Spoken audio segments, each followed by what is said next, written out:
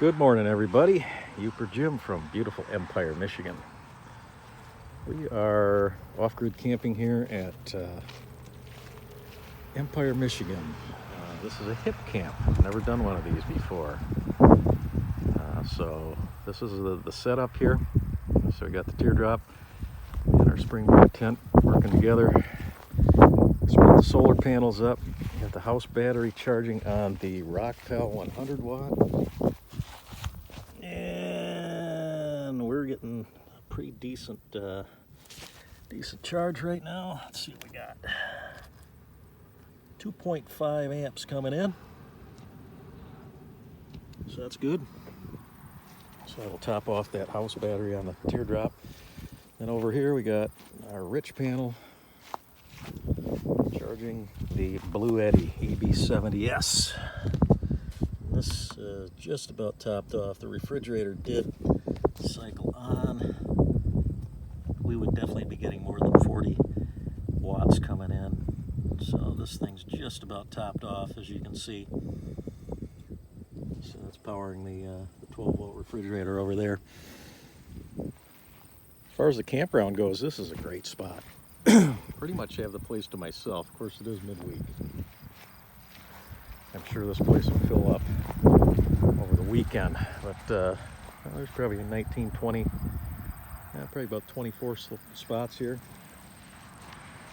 Highly recommended if you're a tent camper or a teardrop kind of person, or rooftop or a small camper. I don't think this would be real good for Class A's. The sites are not that big, but this is geared more towards your your off-grid campers. I got a nice fire pit here, and Jim and Emily, the camp hosts here, they have a great little sustainable garden here. Grow their own vegetables, and they got a farmer's market up right here. Fresh eggs, anything you want to get. Vegetables, pretty much they grow here. So there's their little farmer's market up there, and it's a great little spot. So this is right off Highway 72. A little bit of road noise, but not bad. Can't complain. And of course, we're right here by the porta-john and the water spigots. This is a great spot. I did add a shower tent. So the shower tent, I just got this little setup here. I think I paid 30 bucks on Amazon for it. So I use that. I'll show you how I wash. So I have this garden sprayer, and it works great. So you just pump that up, and it takes care of you. So I took a shower last night, man. It was awesome. Felt good. And the site's, again, really nice. You got it's a little bit of a mess. I just finished up breakfast, so I got to clean up. So we had pancakes this morning. I had pancakes, just me, sorry. And they have a nice fire ring. Great little spot. Now, this part of the northern lower peninsula is a great little location, because you're right by the Sleeping Bear sand dune. So that's Highway 72. If you go that way, it takes you into Empire, which is right on Lake Michigan, probably one of the nicest public beaches in the lower peninsula. And I got a surf shop in there, and of course you get all the touristy little shops there. A lot of people from Chicago and Ohio make that a destination, because I call them fudgies. There's a lot of fudgies around. But that's okay. Bring that revenue into our state. We love it. Looks like they planted some pines here. So, this is a really nice, I'd like to see what this place would look like here in another 5 years as these pines start to grow up. But yeah, you are out in the middle of a field. But for solar guys, you're going to get plenty of sun. So that's good. Last night we had a horrible thunderstorm. Probably one of the worst thunderstorms I'd seen in years roll through. Everything stayed dry. There was a tent camper over there. They got soaked.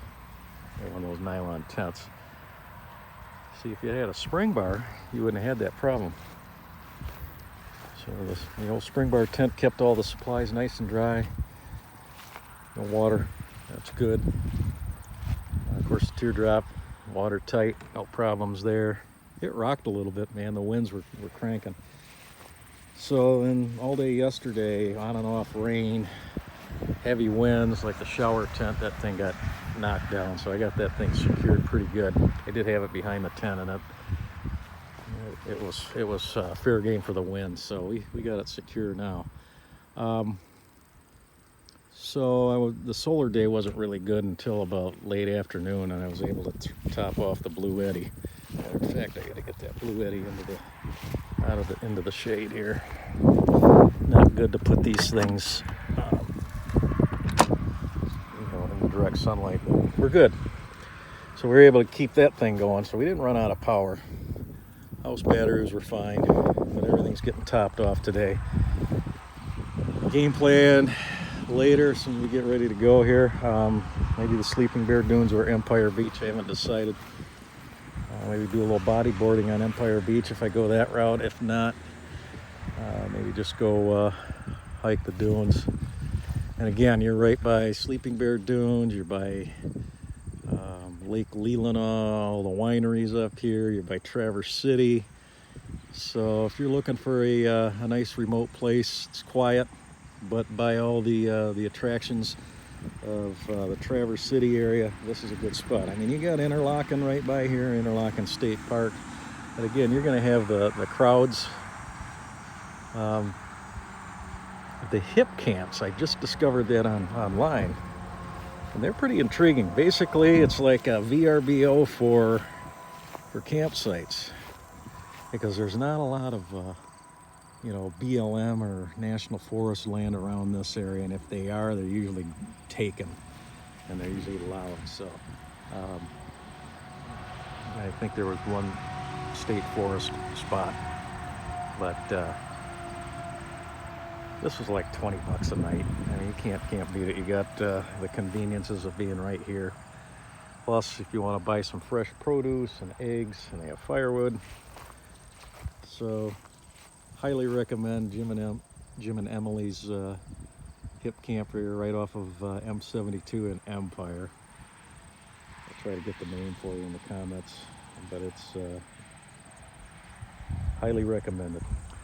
All right, ladies and gentlemen, we're gonna end this video, but be sure to like and subscribe.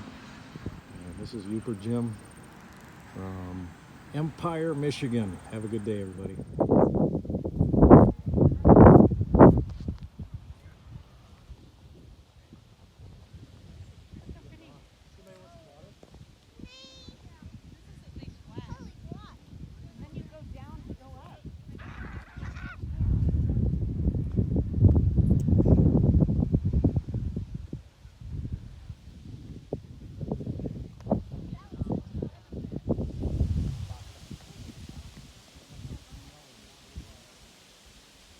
And the two islands, north and south.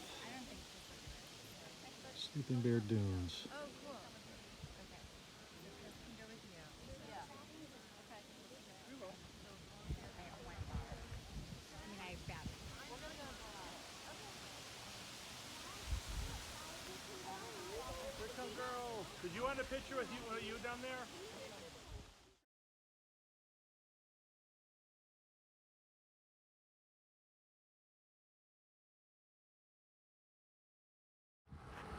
All right, we're here at the old abandoned Sugarloaf Ski Resort, which hasn't been open since like the early 2000s. So the main ski lodge was right here. That's all been demolished. And then the highest vertical drop in the Lower Peninsula is right here. Awful. It's my favorite area to ski. Back when I was a young guy, I remember flying out on my ski tips on that hill, hitting a mogul. But that is definitely one of the big waste right here. It's too bad this thing isn't open, but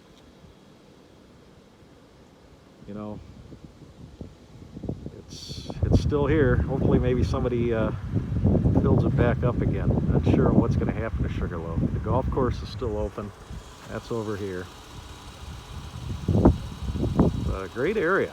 But one of the, like I said, one of the highest vertical drops in the Midwest right here is not open.